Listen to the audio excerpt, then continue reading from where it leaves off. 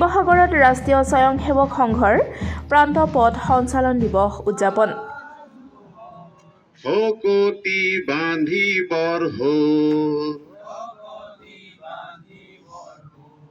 ও মোৰ দেশৰে আই ভাৰতীৰে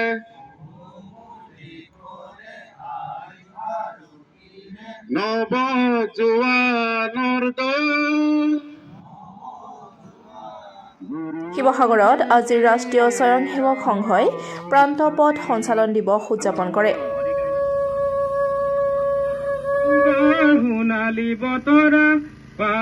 বৰিং খেলপথাৰত সংঘৰ প্ৰথম প্ৰান্তৰ সহ-ব্যৱস্থাপক কানুৰাম ডেকাৰ উপস্থিতিত উদযাপন কৰা হয় এই প্ৰান্ত পথ সঞ্চালন দিৱস।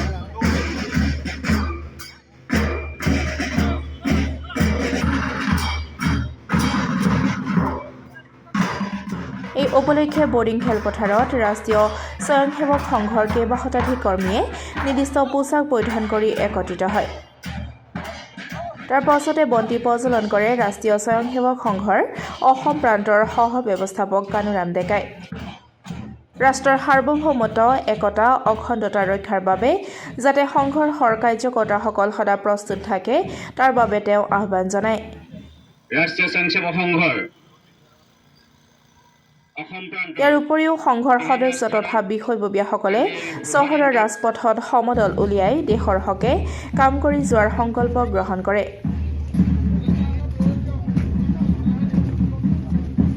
অনুষ্ঠানত অতিথি হিচাপে উপস্থিত থাকে বিধায়ক সুশান্ত বৰগোহাঁই, ময়ূৰ বৰগোহাঁই আদি বহু ব্যক্তিসকল।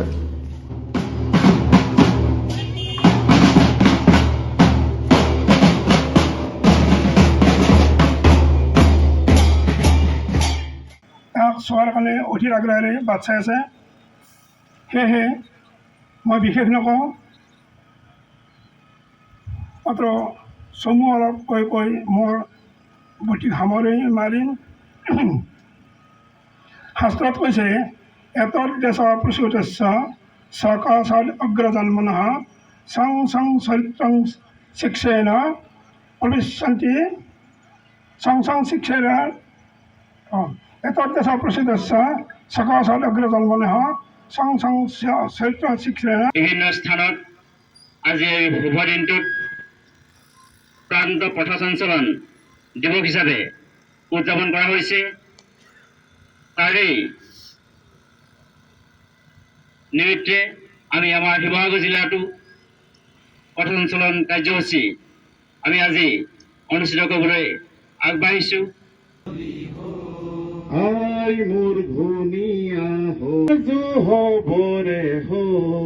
শিৱসাগৰৰ পৰা পৱন আগৰৱালাৰ ৰিপৰ্ট, ডেমক্ৰেটিক আছাম। বিষাদ মলিনা দেশ মোৰ জননী আই ভাৰতীৰে শকতি বান্ধিবৰ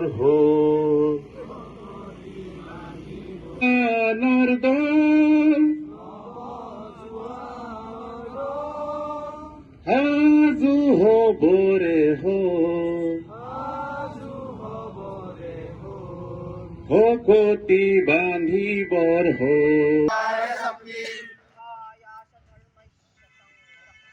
विधायस्य धर्मस्य संरक्षणं